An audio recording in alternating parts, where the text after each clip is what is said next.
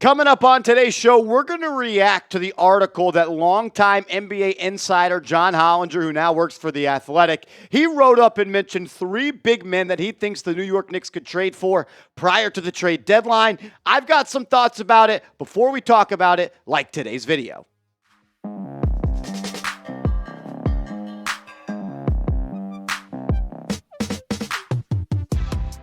You're watching Knicks Now by Chat Sports. I am your host, Marshall Green. Appreciate everybody for stopping by as we react to the latest news and rumors that surround this basketball team. There has been a lot of talk at the center position. The New York Knicks, they obviously lost Isaiah Hartenstein in free agency, not really within the new CBA rules, able to pay him the money that he deserved, and that's why he left for the Oklahoma City Thunder. I have my concerns about Mitchell Robinson being the starting center for this team, not because of his skills or talent, but because of his lack of availability. He misses time, and a significant amount of time, every single season. And with Precious Achiuwa now back on the team, people are wondering how the Knicks are going to make a trade for a center. So my question to you is this. Do you believe the Knicks need to make a trade for another big man before the season starts, or are they good with the center rotation that they have? Type T for trade, type P for pass. So with the offseason pretty much coming to a close and the NBA season and training camp right around the corner, this is what your roster looks like. Chuma Okeke is on an Exhibit 10 deal, so it's just a training camp deal. Going to have to earn a roster spot, but I wanted to include him on this roster. You're going to have Jalen Brunson, Mikal Bridges, OG Anunoby, Julius Randle, and Mitchell Robinson as your starting five. And then I think you have one of the deeper bench units in the league with Tyler Kolek and Cam Payne as your backup point guards, Dante DiVincenzo and McBride playing that off-guard position, Josh Hart coming off the bench, one of the best players in the postseason last year. You got the rookie Pacome Dadier, Keita Bates-Diop, who came over in that Mikal Bridges trade, Chuma Okeke, who we talked about, the wing defender, former first-round pick a couple of years ago with Precious Achiuwa and Jericho Sims backing up Mitchell Robinson. But the New York Knicks have not replaced Isaiah Hartenstein, and I don't really even think it's possible or they are going to be able to do so. I think Hartenstein is one of the most underrated big men in the league. You get pretty much every advanced analytic, and that backs that up. And what he brought to this team just can't be replaced by the players that are on this roster, the players that were free agents, or really people that the Knicks could trade for and really have the money and the assets to make a trade work. So what are they going to do? That's the next question. Obviously, a starting caliber big man added to this roster would solidify it because we know Mitchell Robinson is going to miss time at some point this season. Because the best way to predict the future is to look at the past. And Robinson, only one time in the last 4 years, has played more than 60 games. So I assume he is going to miss a major part of the season again. And that's why I think you need to go out and add someone that you feel comfortable with starting at the center position. Let's talk about the names that Hollinger mentioned. First guy he talked about was Jusuf Nurkić, the offensive skilled big man who currently plays for the Phoenix Suns. It's a little bit tricky because the Suns are trying to compete right now. So Hollinger said it like this. He also mentioned Draymond Green, who we talked about yesterday, saying if Golden State struggles and decides to make Draymond Green available, or the Suns are in a similar situation and decide to cash in their Jusuf Nurkić stock, those are two names that would make a lot of sense in New York. Green might be out of their price range, asset and second apron-wise, but I don't think Nurkic would be. So let's talk about Nurkic as a player. Last year, played 27.3 minutes per night for the Phoenix Suns, giving you 11 and 11. That is solid production at the big man spot. And I actually think that he would be a pretty solid Isaiah Hartenstein replacement because of his ability, A, as a rebounder, but B, as an underrated playmaking big. Averaged 4 assists per game last year for Phoenix, and I think that that was a key to this Knicks offense. Another guy, a playmaking hub in Hartenstein that could handle the ball, be a threat in that dribble handoff game, and if you're able to add Nurkic, who can do some of those similar things, I think you could stay afloat at that center position. Nurkic does turn 30 years old this season, August 23rd, so a couple of weeks away, so he still has plenty of tread on the tires, and really enough time left in this league to be a piece on this team for more than this year. Ideally, I don't want Jusuf Nurkić being the starting center for the New York Knicks for the foreseeable future, but for where they are at right now and the cards that they have been dealt, a center rotation of Mitchell Robinson and Jusuf Nurkić would be one of the better 1-2 punches in the NBA, and I think that would once again make the Knicks a really, really scary team in the front court. What do you think? Would you trade for Jusuf Nurkić? Probably going to have to give up Precious Achiuwa in that deal alongside the taxpayer mid-level exception and a handful of second-round picks. I would probably do it. What do you think? Type Y for yes, type N for no. Coming up next, we have 2 more trade targets that Hollinger, longtime NBA insider linked to the New York Knicks, pretty interesting names that he brought up. We'll talk about them around the corner, but first, I got to give a major shout-out to today's sponsor, GameTime, my go-to ticketing app. Download the GameTime app, create an account, use that promo code ChatSports for $20 off your first purchase where terms do apply.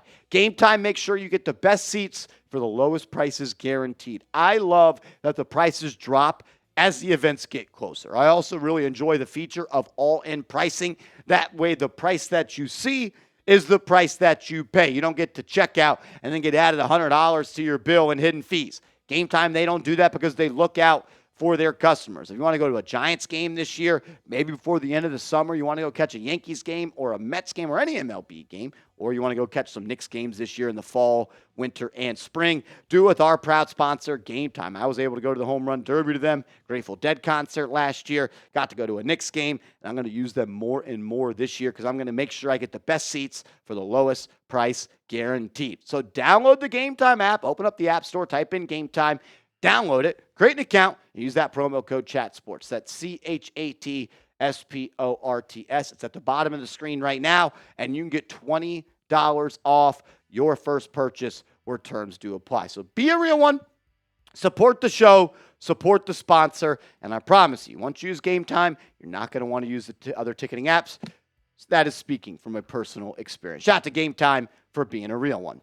Another big man that we have talked about from time to time on this show before is Robert Williams III. And if I could turn injuries off, NBA 2K style, Robert Williams would be one of the top players on my list of trade targets for the New York Knicks. I love the defensive versatility that he brings, and I think he's underrated on the offensive end. Not the most skilled player in the world, but he can attack the rim. He's a natural spacer because he doesn't only have to hang out in the dunker spot. He's athletic and agile enough to be a dribble handoff threat guy, and he's a really good screen setter. Hollinger thinks he makes sense for these reasons. The other guy who theoretically checks all the boxes for the Knicks is Robert Williams III in Portland. Again, that's another one where the Knicks would probably want to let the season play out and see if he can stay in the lineup for more than a week or two consecutively. And that is why there's been really a worry about Robert Williams and if he is ever going to be able to reach the potential that he had coming out of Texas A&M. Simply put, he just hasn't been able to play enough games in the NBA. He's been in the league now for 6 seasons, but only 215 games played. Played in 6 games this past year, 35 games before that, 61 before that, 52, 39, 29, and 32. So he hasn't played over 61 games in any season. That concerns me. Sometimes the best ability is availability. But man, that 2021-2022 season, he was really good. He came in 7th and Defensive Player of the Year. He was on the 2nd team All-NBA defense, and he was 9th in Most Improved. He is an extremely gifted player. But once again, he is coming off another major injury, and he underwent surgery back on November 5th of last season. He's expected to be ready for the regular season, but I'm not willing to go out and make a trade for him right now. I would like to follow the model and the road that John Hollinger paved as he talked about, let's see if he can stay healthy for a week, 2 week, a month, and then maybe we inquire about a trade for him. Not someone that I think is the best center when it comes to rim protection just because he's 6'7", 6'8", but the athleticism and the strength make him a pretty solid person for that spot. But the injuries are something that just really scares me with this game. I love the player. The injuries is what scares me. A lower level option that has been linked to the New York Knicks, and we've talked about him on this channel before, is Larry Nance Jr., a guy that I was a big fan of coming out of college. Hasn't really found his footing exactly yet in the NBA, but he does provide a skill set that I think would help the Knicks. Hollinger wrote this up saying, quote, At a much lower level, the player who makes some sense in this role behind Mitchell Robinson could probably be had is Larry Nance Jr., who right now is the third center on the depth chart in Atlanta and has a digestible $11 million expiring salary. So Larry Nance Jr. makes $11 million. We know Precious Achiuwa is on a $6 million deal. The Knicks can sign someone in the taxpayer mid-level at 5.2, and there you go. You send out $11.2 million in salary, and you acquire Larry Nance Jr., who last year in 20 minutes per game averaged 5.7 points per game for New Orleans with 5 rebounds. Another underrated playmaker at that big man spot. 2 assists in 20 minutes per game. Going to give you 4 assists on a per 36 metric basis.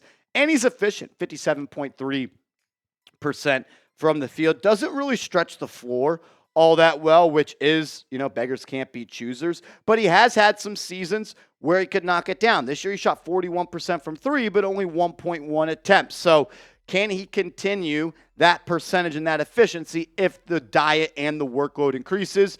I don't know. Interesting player at 31 years old. And if you can get him for the cheap, I wouldn't mind adding him to this basketball team. We've talked about 3 different centers on today's show. Which one of these guys, if you had to choose, would you make a trade for? He's going to be the most expensive in a trade. He is the most risky, and he would be the cheapest. I think he's the best player. I think they're in order of the best players, but there's different reasons and caveats to trade and not to trade for each player. So let me know your thoughts in the comment section. Shout out to everybody that always makes Knicks Now a part of their day. If you haven't yet, hit me up on other social medias. I'm on Twitter tweeting about the Knicks. I'm on Instagram posting about the Knicks. @MarshallGreen_ is the handle over there. I'd greatly appreciate it if you gave me a follow.